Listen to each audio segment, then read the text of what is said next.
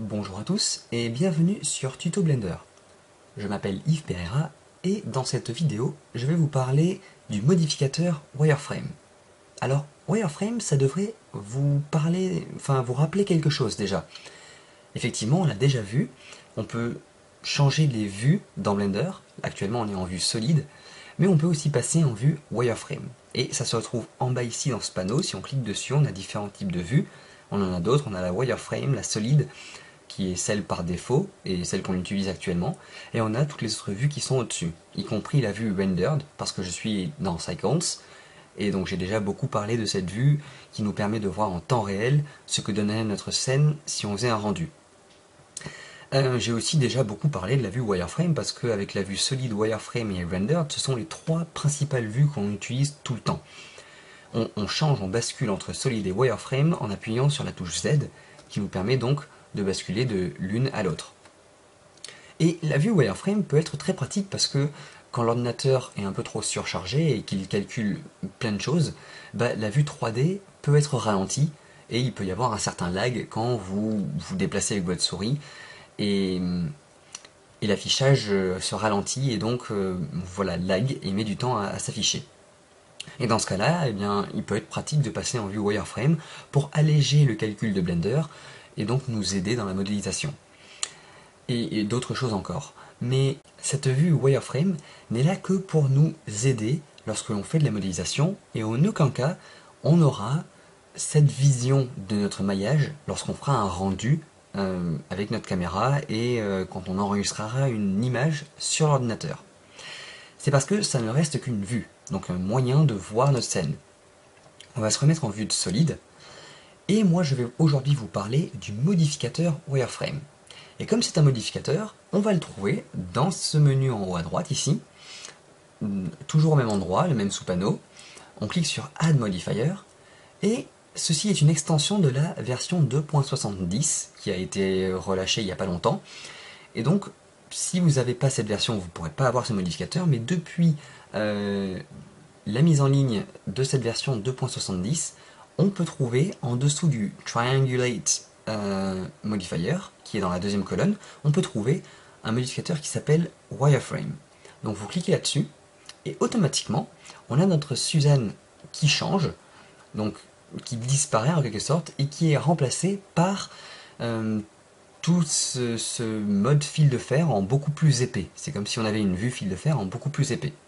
Si je tabule en mode édition, on peut donc s'apercevoir que chacune des arêtes qui constituent notre Suzanne est maintenant l'un des fils qui constitue le maillage, en quelque sorte, de notre nouvelle Suzanne. Donc tout cela semble un peu épais, et il va y avoir pas mal de paramètres qui sont attribués à ce mode-là, et que je vais vous détailler dans les quelques secondes qui viennent. Enfin, tout de suite en fait. Donc on va à droite, et on va pouvoir regarder cette petite boîte, et jouer avec les paramètres qui sont dedans. Donc c'est un modificateur classique, on peut voir les mêmes boutons que l'on a d'habitude en haut ici, et on a le Apply et le Copy qui sont à côté. En dessous, on va voir Thickness, qui veut dire épaisseur en anglais. Donc si on joue avec ce Thickness, on peut s'apercevoir dans la vue 3D que j'agrandis ou je réduis la taille des fils qui constituent mes arêtes en fait, et qui sont mes fils de fer en quelque sorte. Donc ce Thickness va pouvoir nous permettre de jouer avec la taille de des fils que l'on veut donner à notre wireframe. En dessous, on va avoir un champ qui va nous permettre de prendre en compte un certain groupe de points, un groupe de sommets. Donc il se peut que vous vouliez appliquer ce modificateur seulement à une partie de Suzanne, et donc faire moitié-moitié, ça veut dire qu'une moitié de Suzanne sera solide, normalement, comme d'hab, et que l'autre moitié utilisera ce modificateur wireframe.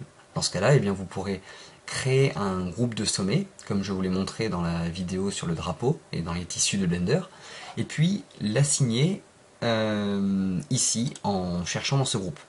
Et dès que vous l'aurez assigné, vous pourrez faire varier le facteur de l'intensité, je veux dire, de l'épaisseur, ici avec le facteur qui est là. Ensuite, on va avoir Crease Edges, qui est en dessous. Ça va nous être utile, parce que si vous cliquez dessus, pour l'instant, vous ne voyez rien. Ça va nous être utile dans le cas où, imaginons, on ait rajouté un Subdivision Surface en dessous. Donc là on a rajouté un Subdivision Surface, vous voyez ce que ça donne pour notre Suzanne.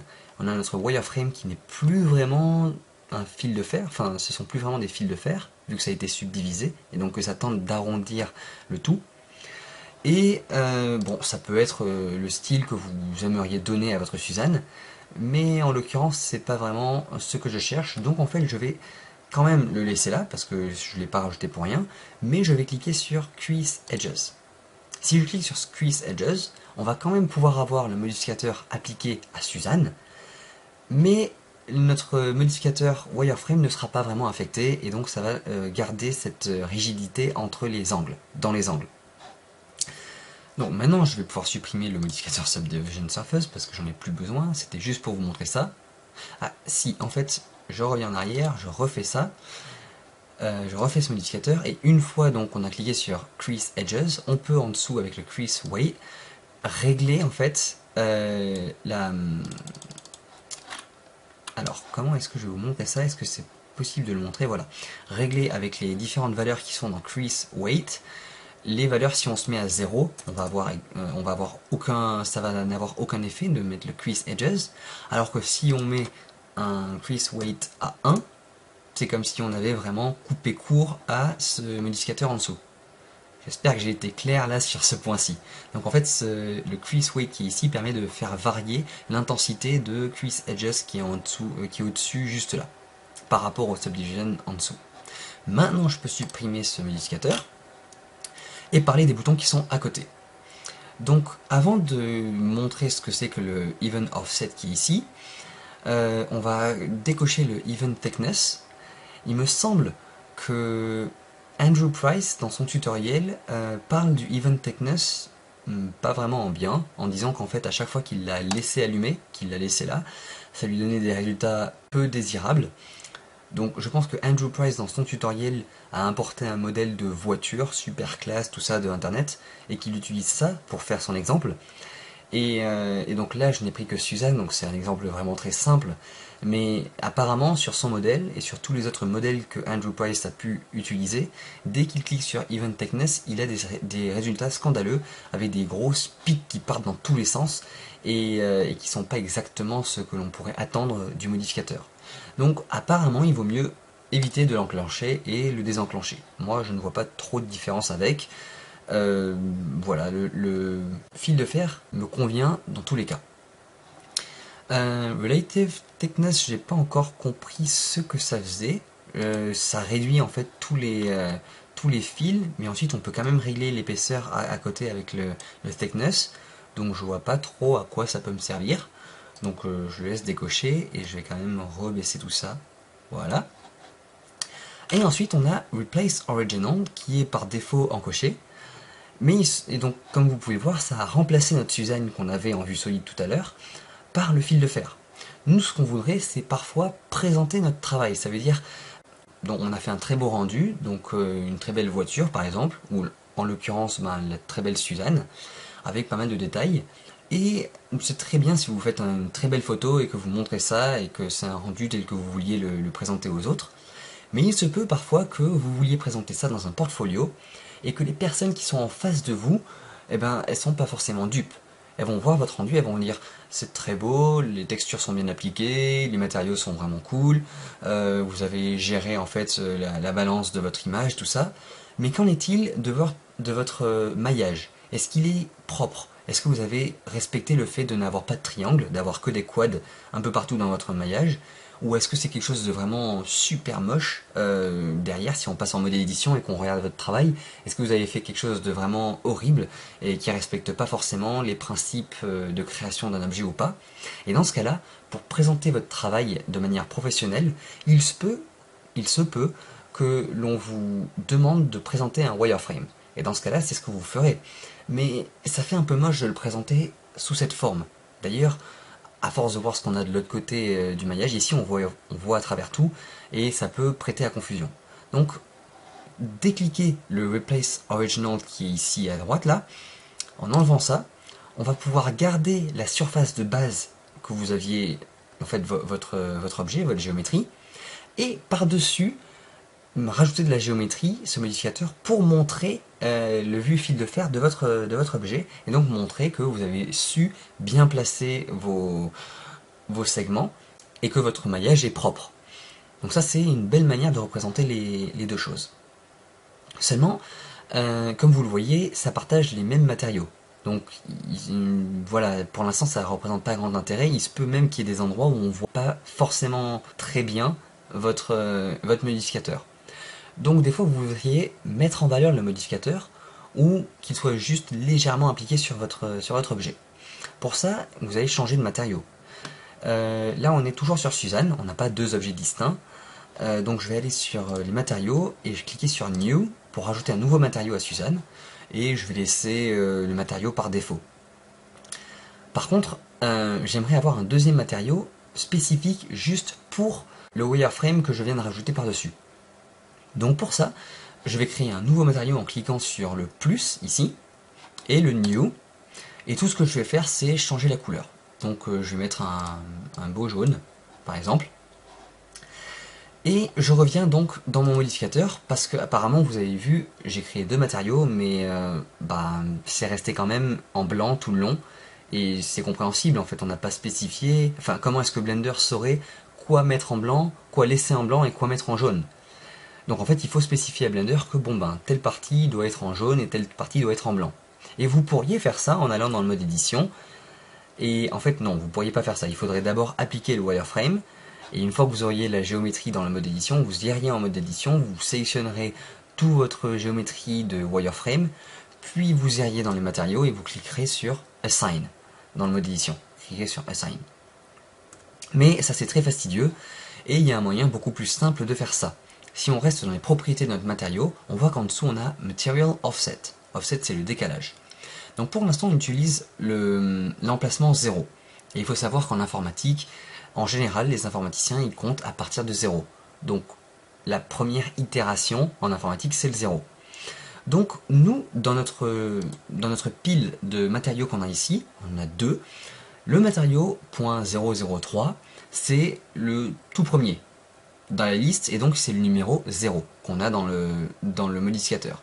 Et donc logiquement, le deuxième matériau qu'on a ici sera le premier dans le compte des matériaux ici de notre modificateur. J'espère encore une fois que j'ai été clair là-dessus.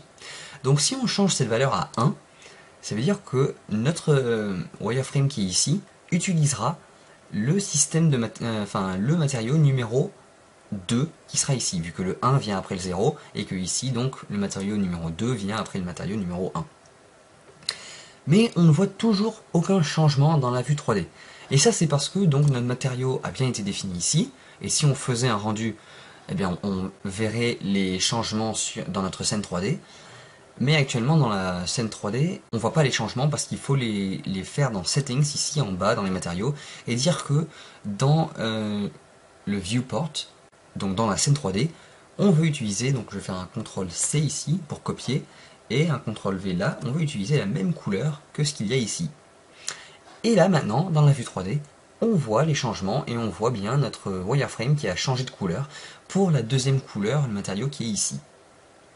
Donc ça c'est comment assigner une autre couleur différente de votre objet de base et comment donc mettre en valeur votre wireframe. J'ai dit que je laissais une dernière valeur non expliquée ici pour plus tard. On y vient maintenant, c'est le offset. Donc je vous ai dit offset c'est le décalage. Et vous allez comprendre ça mieux si je ne me base pas sur Suzanne mais sur un plan. Donc je vais ajouter un plan à côté. Voilà, on ne s'occupe plus de Suzanne. Et d'ailleurs, donc, je vais faire Alt G pour annuler le déplacement que j'ai pu faire avec ce plan. Et je vais me déplacer dans le deuxième calque. Et je vais emmener ce plan avec moi, donc M. Et je vais cliquer sur le deuxième calque. Et je vais dans le deuxième calque. Une fois que je suis ici, ce plan, je vais lui appliquer le modificateur wireframe. Et là, si je vais en vue de face, et que je suis en orthographique bien sûr, je vais zoomer sur les bords et vous allez pouvoir vous apercevoir que alors je vais enlever le replace original, comme ça on voit notre plan et vous allez voir que donc notre wireframe a été créé sur tous les segments de notre plan. Donc si je tabule en mode édition, on voit que on a 4 segments seulement et que les segments sont pas prolongés ensuite derrière, il n'y a pas, la géométrie n'est pas ajouter sur l'extérieur de notre plan. Donc en fait, quand on repasse en mode objet et qu'on voit notre modificateur qui s'applique, il s'applique seulement en partie sur notre objet. Et s'il n'y a pas de maillage qui est poursuivi derrière, eh bien Blender s'arrête en même temps que le plan. Alors ça, on peut le changer si on clique sur Boundary, ici. Donc c'est la dernière boîte dont je ne vous ai pas parlé. Si on clique sur Boundary ici, on va refermer, quoi qu'il arrive, notre wireframe, et ça permet donc justement de régler ces genres de problèmes qu'il puisse y avoir si vous avez un maillage ouvert. Donc dans le cas de Suzanne, on avait un maillage fermé, il n'y avait pas ce genre de problème. Là, dans ce cadre-là, oui, il y a un problème tel que celui-là. Mais je vais décliquer sur Boundary, juste pour pouvoir, en vue de face, vous montrer ce qu'est que le Offset. Offset, c'est décalage. Et on s'aperçoit bien que si on déplace décalage, si on rajoute de la valeur, hop, notre wireframe, donc tout le cadre qu'on a pu rajouter à notre plan, se décale vers le haut, se déplace vers le haut, et jusqu'à ce que j'arrive à 1, et dans ce cas-là, le wireframe est appliqué à partir du plan, et tout le reste du wireframe est appliqué au-dessus de notre plan.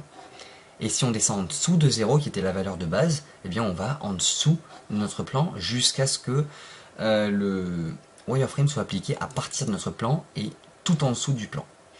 Comment savoir, comment calculer en fait le en dessous et le au-dessus, donc le moins 1 et le plus 1 de ce offset, à quoi ça correspond? Je vais remettre cette valeur à 0, donc on est vraiment au milieu. Et je vais cliquer sur N pour avoir le menu des propriétés sur la droite ici.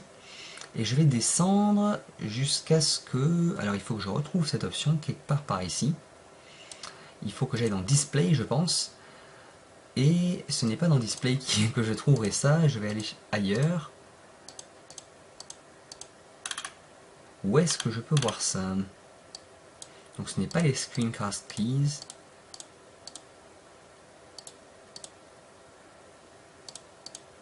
Je pense que c'est Display, mais je ne sais plus trop. Si je vais en mode édition, effectivement. Donc je devais bien être dans Mesh Display, comme je le pensais, donc quelque chose Display pour montrer. Et donc on voit notre plan, qui est ici, voilà, on le voit en plein. Et dans le mode édition, on a l'option Normals, ici, avec donc soit les sommets, soit les faces. Si je clique sur face, on va voir, alors on ne le voit pas pour l'instant, mais je vais augmenter la size, je vais augmenter la taille de ça, voilà. Donc on a cette barre bleue qui sort du milieu de la face de notre face et qui pointe dans une direction. Et ça nous dit que les normales, donc en fait l'orientation, le côté de notre face est dirigée vers le haut. Donc il faut savoir que en 3D, quand on fait de la 3 dimensions, toutes les faces d'une scène, Blender ou n'importe quel logiciel de 3D ne va pas calculer chacun des deux côtés de la face à chaque fois. C'est-à-dire que votre caméra, elle est ici, et donc quand Blender calcule le rendu, il sait que c'est ce côté de la face qui est visible du côté de la caméra, et donc il calcule ce que doit représenter ce côté de la face. Mais en aucun cas il calcule ce que doit représenter l'autre côté, donc en dessous de la face, parce que ça sert à rien, et ce serait du calcul inutile. Donc Blender calcule un seul côté de la face.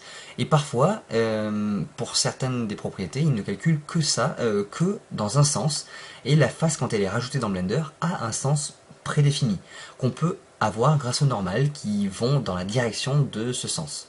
Là encore, une phrase compliquée que j'espère que vous avez comprise. Donc voilà, là avec cette normale, je peux voir que le côté positif de notre face, il est dirigé vers le haut de notre scène. Donc revenons à nos moutons, revenons en vue solide et dans le mode objet.